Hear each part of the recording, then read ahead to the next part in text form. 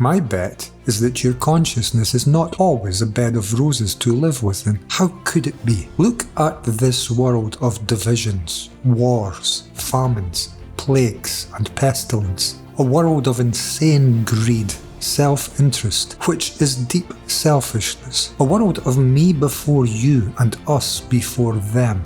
A world of my opinions, my conclusions, my beliefs, my ideologies, my desires coming before yours. Why do we always live this way, ever in brutal competition and war? And why do we not stop this most insane way of living, to come together to live in harmony and find a world of peace between human beings? The reason is not outside of us, the reason is inside of us. It is the divided content of our thinking which sees us forever at each other's throats. And it always will, unless we can learn what it means to meet a psychological change, a complete psychological revolution, something which changes the psychological structure of mankind, making what came before unrecognizable to what has taken its place. Look within. You are not completely happy, no matter your corrupt position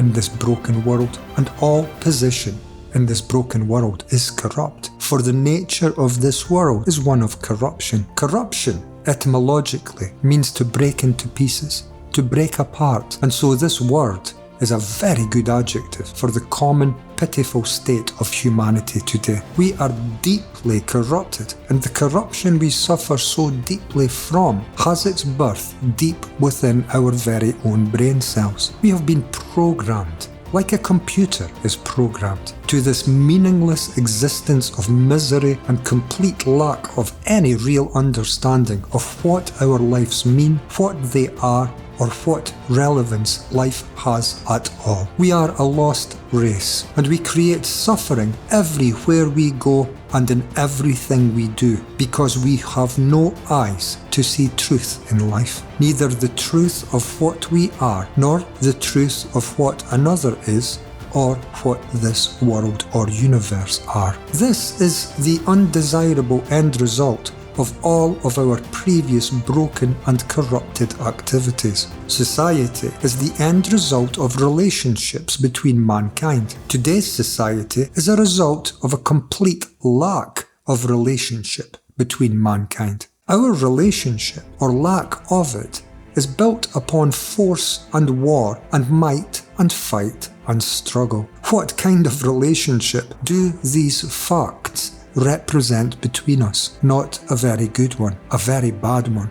Why do we continually live in this unimaginable way? Why do we impose so much suffering onto the lives of each other, which are our lives? For we are all of us humanity. What we do to each other, we do to ourselves, for we are one people. Can we change? What is the mechanism of change? How do we bring a revolution into our personal lives, and so exponentially into our societal life? Where do we find love? Where do we find care and compassion and empathy for each other? Do we ever come to see the lives of our brothers and sisters and our children as more important than the accumulation of wealth for a very few men, to the detriment of all of our lives? Why are our lives not in prime position within our society? If we cared for each other in the same way our societies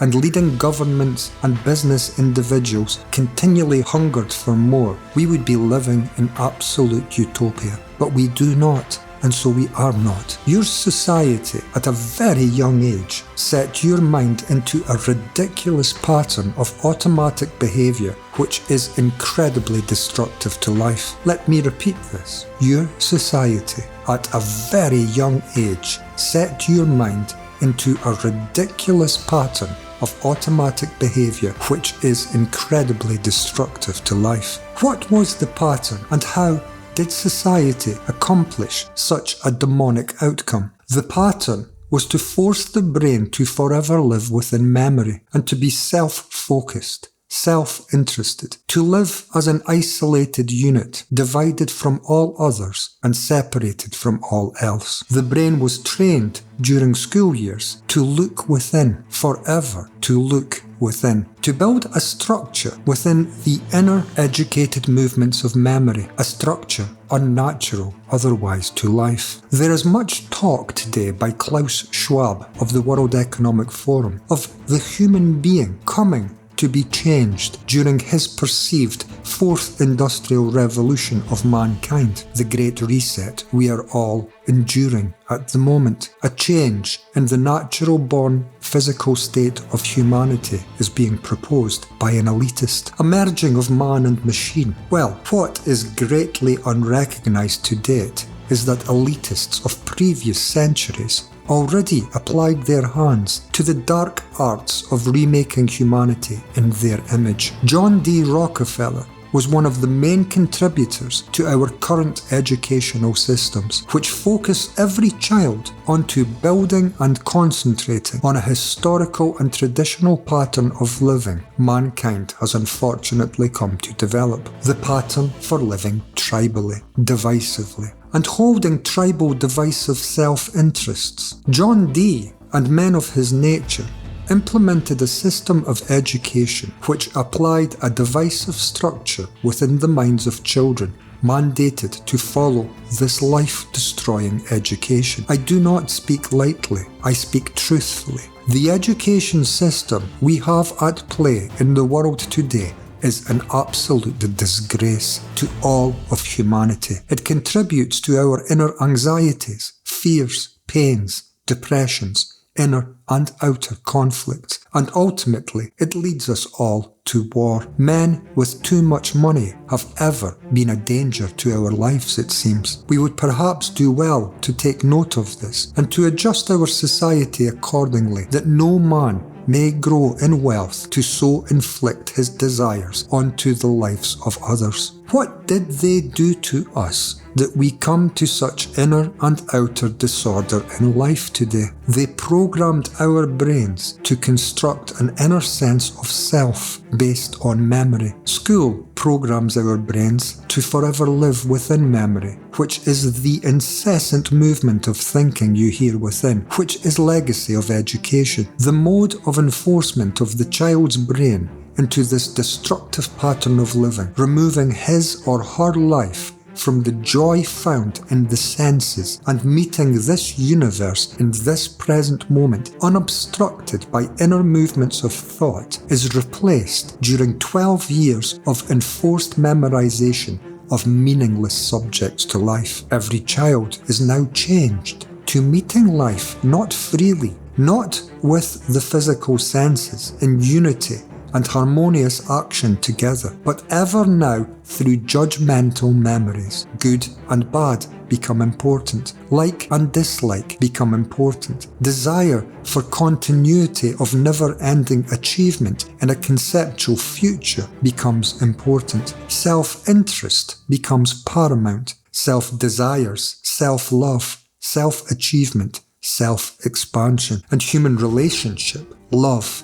empathy, care, compassion, and all genuine understanding of a life lived in relationship to life is necessarily lost to us. You cannot meet this universe in all of its silence, its depth, its space, its beauty, its colour, its life and death from the past. You cannot meet the present moment of life creation ever new from living in a time other than where creation is found. Creation is ever new, and we live in the old, in memories. This is how mankind came to be removed from the Garden of Eden, from the happiness and understanding of our lives. We ate from the fruit of the tree of knowledge of good and evil. Knowledge is found in one place, and in one place only, in memory, nowhere else. And we are educated during school to fatally ever remain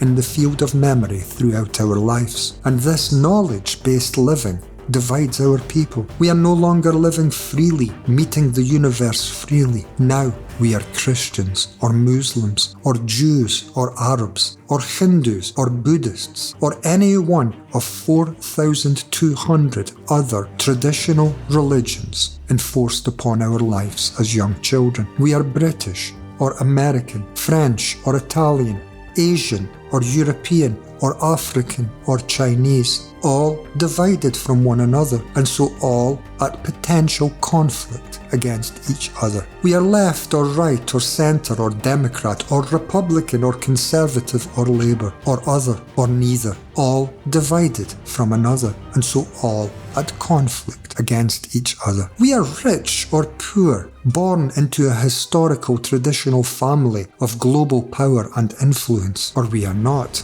divided from one another, and so at conflict against each other. Conflict is our very way of life, because we live dividedly, and division necessitates conflict. We have been educated to live dividedly, programmed into knowledge of what we are, programmed to see ourselves as something different from others, educated to remember what we are, and a structure of memory placed inside every child, which is very difficult indeed to break. It becomes near impossible to put down in life that which you find security from living within, even though such inner security may be completely illusory and even destructive to life, and it is. The way we are living is destructive to life. We have been educated to live destructively to life, to live destructively and uncaring towards the lives of others, a never-ending, self-interested approach to life,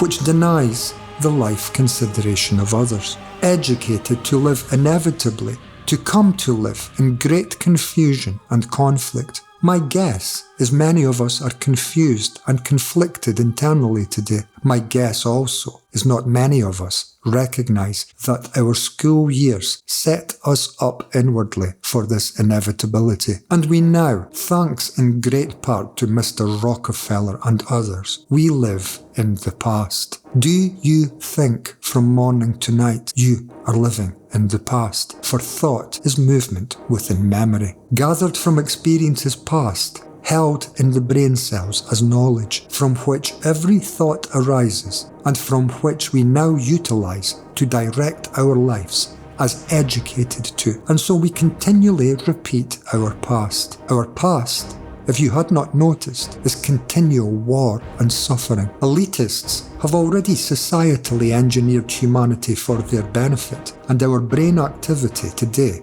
is the end result of their secretive deliberations. Today is a repetition of history. The past does love to repeat, and today's offerings will inevitably be every bit as destructive to the lives of humanity as previous century elitists' offerings, shaping the minds of mankind, have already been. You live inwardly in inner conflicts and struggles, with occasional passing pleasures and joys in life, because there is a division within you, which appears to be true and natural, but which is illusory, non-factual, educated, a belief of sorts, an illusion of magnificent proportions, which exists in part only because of its universally accepted nature. This illusion is what you feel yourself to be at root. This illusion is the human thinking inward self, the ghost in the machine, an educated ghost, the human ego,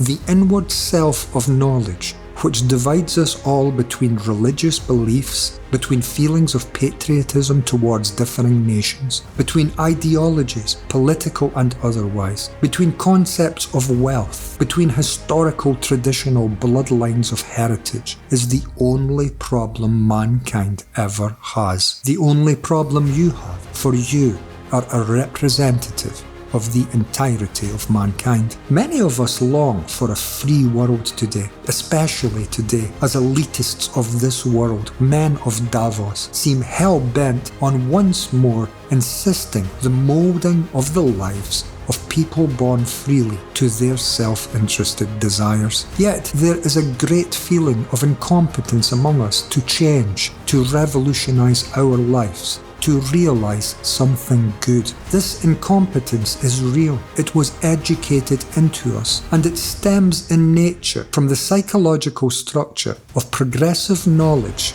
of memory progressing in time, ever accumulating, which was educated into us. We are not free human beings because none of us were permitted to grow up freely. Our divisive societies seek their own limited continuity, and this continuity is found in the newly arriving generations of children, all disciplined and educated to become in life identified with the divisive nation born into and the divisive traditional religion which historically was founded within that nation. We are told what we are. We are told what to believe. We are told what is important in life and what is not important. And as we grow, we do not stray far from what we have been told, but living in the shadows of another's unquestioned assertions is not to meet life for oneself. It is to meet life through the insistences of another. It is to meet tears and divisions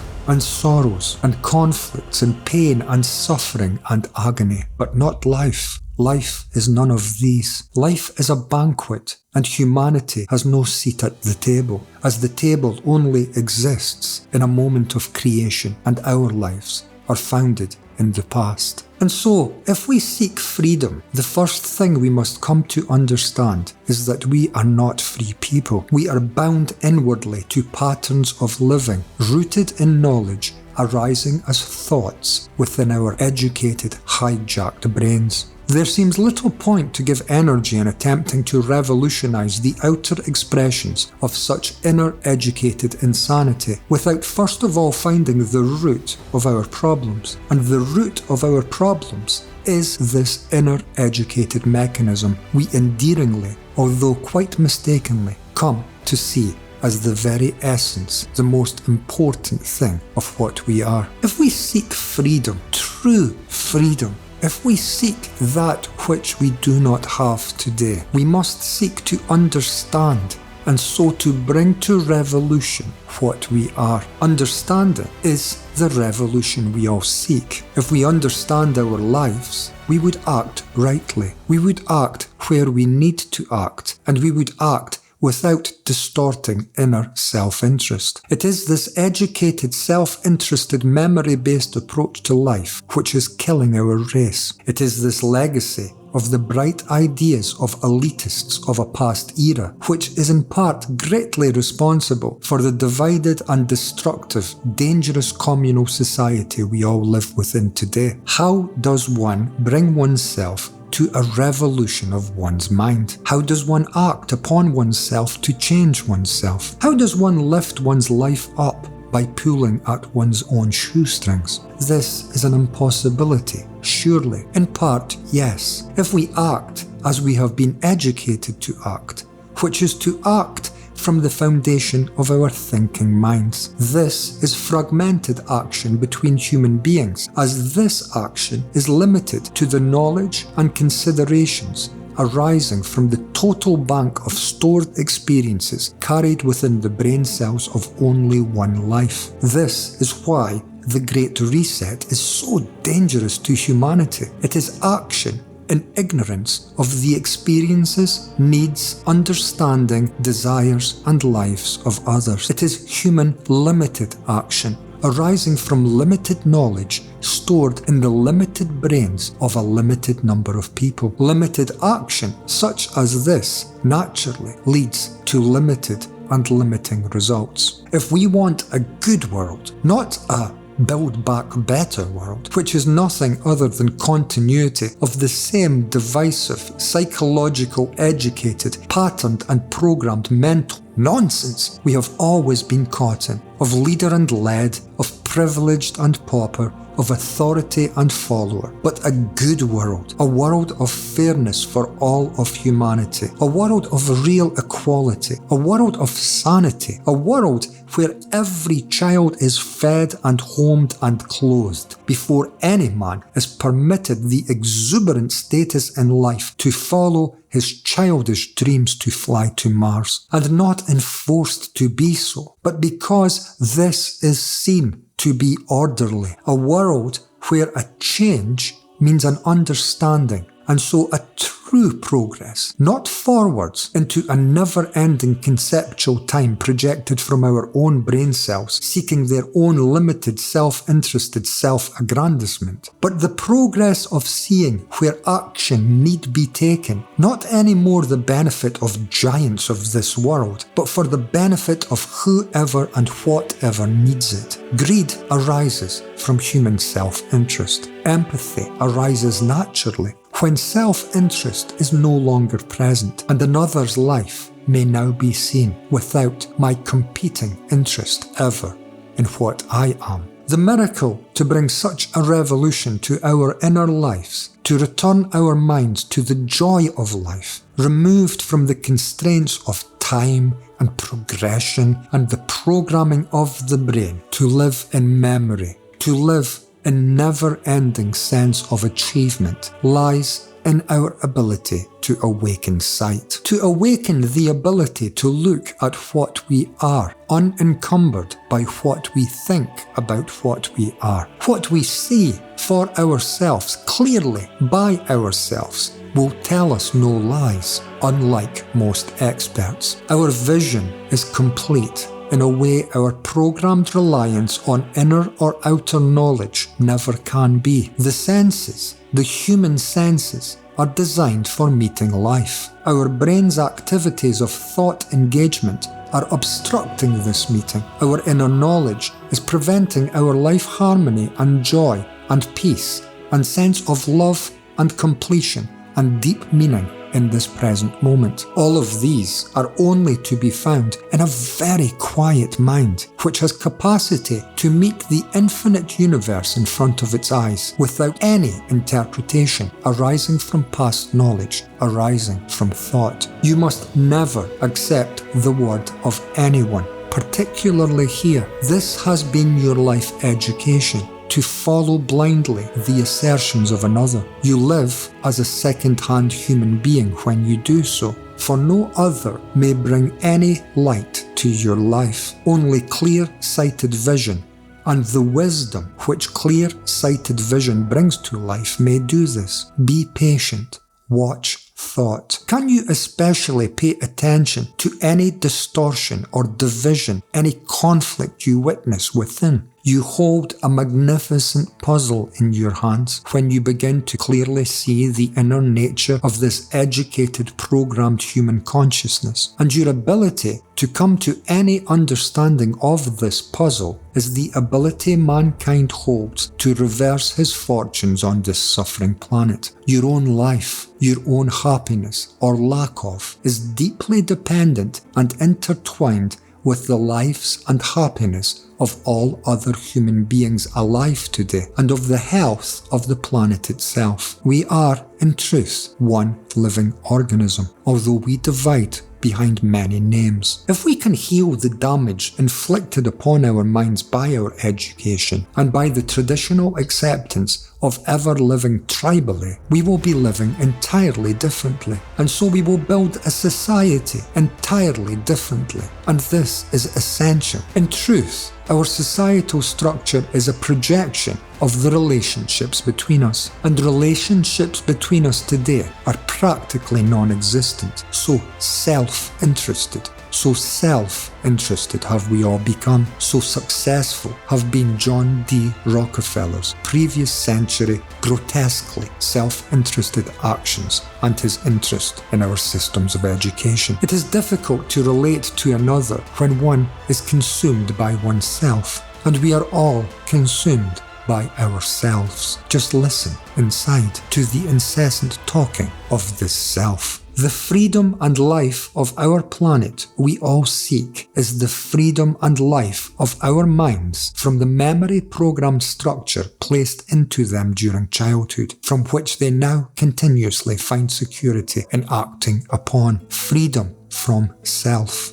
Is this even possible? Where would you begin? Begin simply by watching. Seeing is a sense, listening is a sense. And if we can see and listen completely, which in nature demands a silent mind, for any thought will be a distraction to any potential to listen. If we can listen so wholly, we may find a miracle is coming to our lives. As we listen and look, we naturally come to see and hear. And what we see and hear will be actual and factual, not an assertion we must accept from a learned other. There can be no experts here. You must find your own way. You must be your leader, and you must be the led, the teacher, and the taught. In such an environment, true learning is taking place, and what you come to see and hear within the pattern structure of your own inner life becomes the ground of your own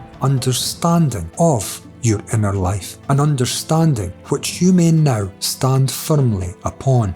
There is no security greater than the understanding of your own life. This is the beginning of true intelligence, not intelligence to be gained from reading books or listening to another self-interested other, but the intelligence which can only be met when the brain begins to understand itself for itself. And so the brain is coming to understand every other brain. Such a brain understands mankind, and a brain which understands mankind is absolutely essential to build a harmonious relationship between us all. The brain which understands itself has necessitated such action through the utilization of seeing and hearing, and such a brain is coming at last, at long last, to its senses.